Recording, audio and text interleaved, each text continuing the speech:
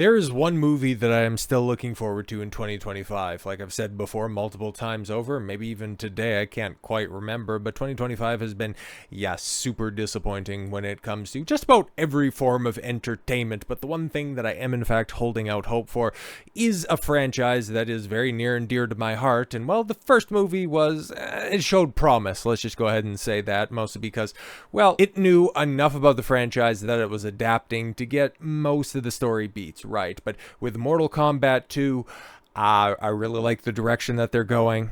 Okay, and if they're going to be getting a proper protagonist this time around, if Johnny Cage is in fact going to be in the driver's seat, yeah, this could be good. Mostly because, yeah, Karl Urban's going to be Johnny Cage. Kano's coming back.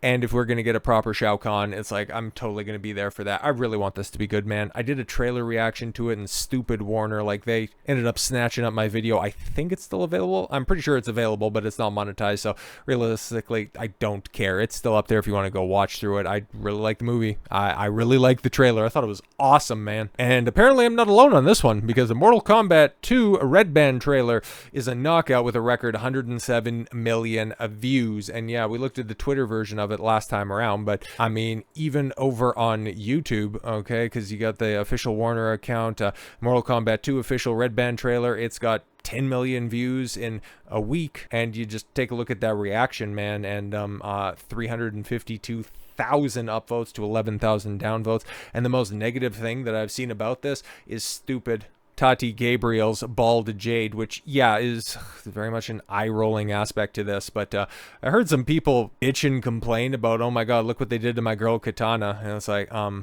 don't know what you were expecting, but even going all the way back to the early 90s when Mortal Kombat first came out, it's, like, Katana was in a One Piece, and those female ninjas weren't exactly like popping out of their shirts. Now we could have that conversation, like if we want to have an adaptation conversation about, Sonya Blade both looking like and acting like a plank of wood. Now that's something I could listen to, but in general, adaptation arguments, even for something that I really like, don't really hold a lot of water with me. So yeah, I'm excited to see Shao Kahn, because I know how good of an antagonist he can be. It's just, I'm not going to bring in any of my baggage from what I think Shao Kahn should be, and I just hope that he's a good character.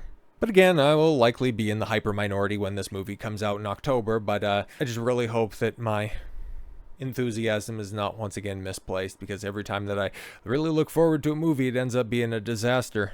Joker 2, hey. Anyways, it was clear back in the mid-90s, okay, when New Line made the first adaptation of the Midway video game, and it's still evident today. There's a massive appetite for Mortal Kombat, which is just why it's so infuriating that Mortal Kombat 1, not the movie, not even the movie from the 90s, but that atrocious game. It's like, why did you have to screw that up by having those stupid cameos, by having a retarded story, and then just having one of the most anemic casts ever? It's like, they fumbled the bag so hard, and just some of the most aggressive and pathetic monetization ever. Oh god. But anyways, I've talked about that subject quite a bit.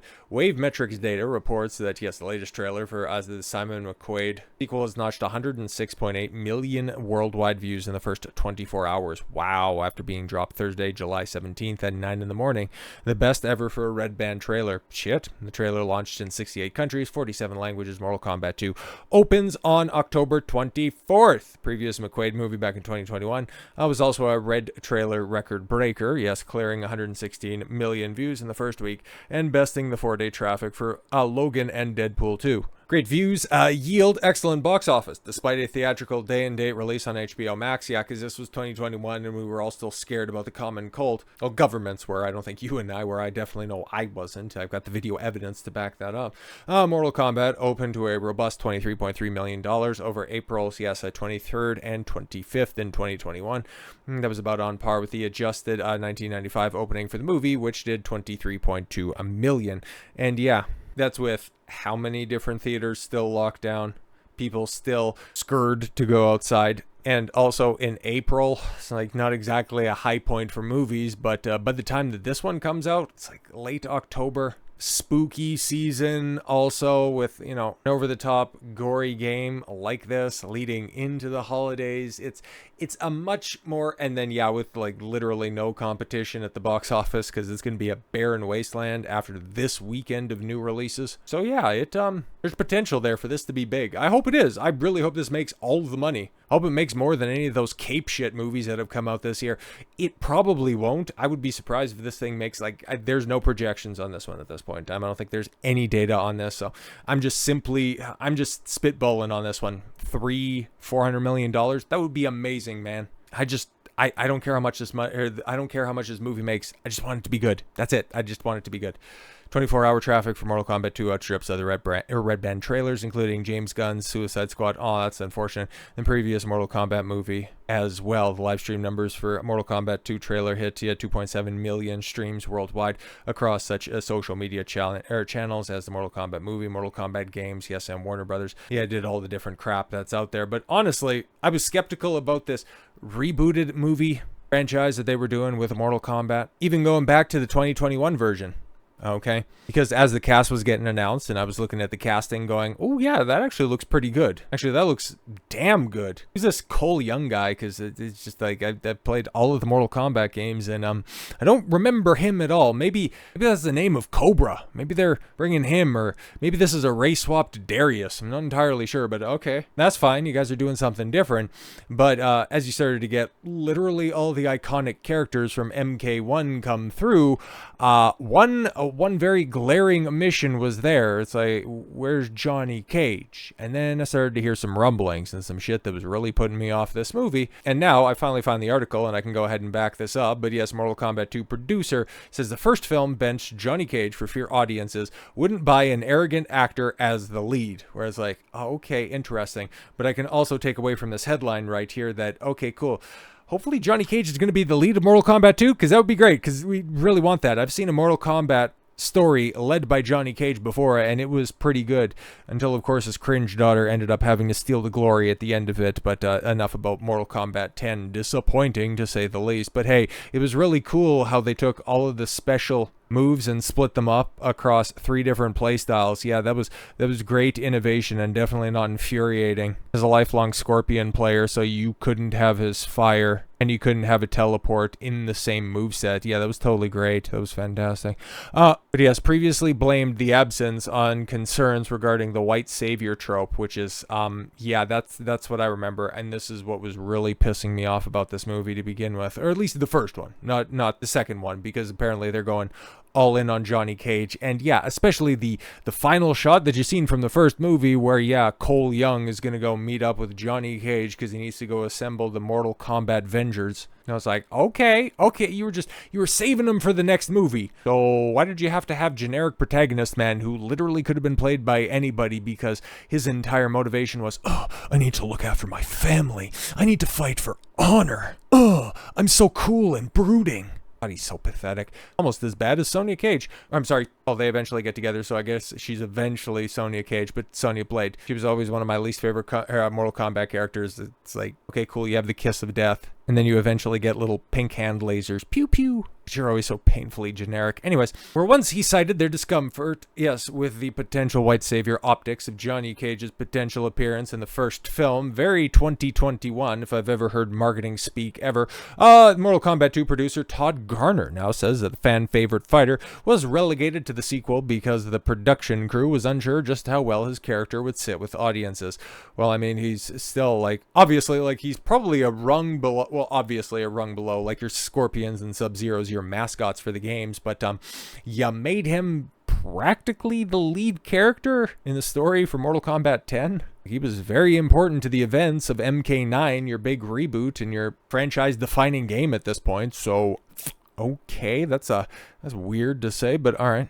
Speaking to IGN and promotion for the sequel's first trailer, Garner recalled how Cage's absence from 2021's Mortal Kombat stemmed from general uncertainty rather regarding whether or not the general audience would buy an arrogant actor as the lead to the first movie, or if they find it strange that it would be an arrogant actor in this basically martial arts movie. Or as he succinctly put it, did it feel weird? Yeah, but why though? Again, you're adapting a video game. There's a reason that you want to adapt this and not just make a martial arts movie, because people know the characters. There's a relationship already built in with the franchise. People know Johnny Cage. Again, you're trying to cover your tracks for being sucked into the whole mainstream media echo chamber of 2020, 2021. Very much a prisoner of the moment take. For people who don't know the game and didn't know the franchise, would it just feel like, wait, you have these guys with these supernatural powers that are doing incredible martial arts and this arrogant actor from the 90s? What is this? Explained the producer. Interesting, because again, you had generic protagonist, but I guess it was acceptable for him to eventually get his powers like Johnny Cage, who is a trained martial artist, that we're shown that Cole Young is just a shit cage fighter. You didn't want to have Johnny Cage, but it was all right to have somebody who would eventually get his powers when he was protecting his family against Goro. God damn it, that was so stupid. But anyways, it just felt like it was all over the place. So Liu Kang was used in the first movie as the sage, the teacher, the wise one. Well, no, that was Raiden, more or less, but okay. Which he is. Yeah, but Liu Kang, I feel like by sheer looks alone, kind of looks like the youngest actor in the movie. We knew he had to ultimately get to Johnny Cage because he's such a big presence in the franchise.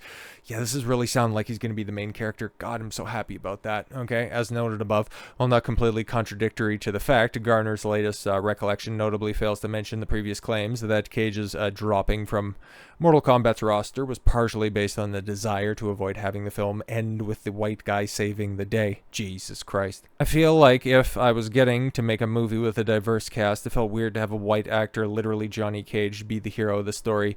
Garner told Inverse during a 2024 interview regarding the decision to center the first film on the original character Cole Young rather than Cage, additionally noting that these discussions purportedly took place way before Black Lives Matter. Interesting, because if you were still planning this game before Black Lives Matter, so this movie was in development in the early 2010s, is that what we're going with on this one? Interesting, very interesting. But however, regardless of just which parts of Garner's story are true, Cage will ultimately be making his Mortal Kombat franchise debut in the upcoming sequel, and honestly, it's perfect casting, man. Like I said it before when I did the trailer review, it's like, when has Karl Urban ever delivered anything less than an excellent performance? Especially with the recent news of Dread, people are hopefully going back and watching that movie. I didn't really think that much of it, but still, he was an excellent Judge Dredd. Do I even really need to evoke a certain fantasy franchise where he's in 2 movies, and especially in the third, he has one of the most, if not the most, emotional scenes in the entire movie, and I think he's on screen in totality for like 20 minutes, and he's one of the most memorable side characters in a trilogy of films that has some of the most memorable side characters in history. So yeah, Karl Urban as Johnny Cage already was icing on the cake for me in regards to the Mortal Kombat 2 movie. I was really hoping that they were going to be building on the premise that they had with the first one. So once again, I hope this is good. I really hope this is good. Hopefully they learned from their problems. Hopefully Sonya, I don't know, maybe just simply by being around Johnny Cage gets a personality, because fuck, she was really bad in the first movie. Just generic girl boss. Doesn't even begin to detail how vapid of a character she was. So let's hope this new movie franchise follows the continuity of the original games, where Mortal Kombat 1 was a great foundation, but then Mortal Kombat 2 really took things to the next level. So with all that said, thank you all very much for the gift of your time. I've been Don Consuelo. I want you to follow your gut and get after it. Take care, everyone.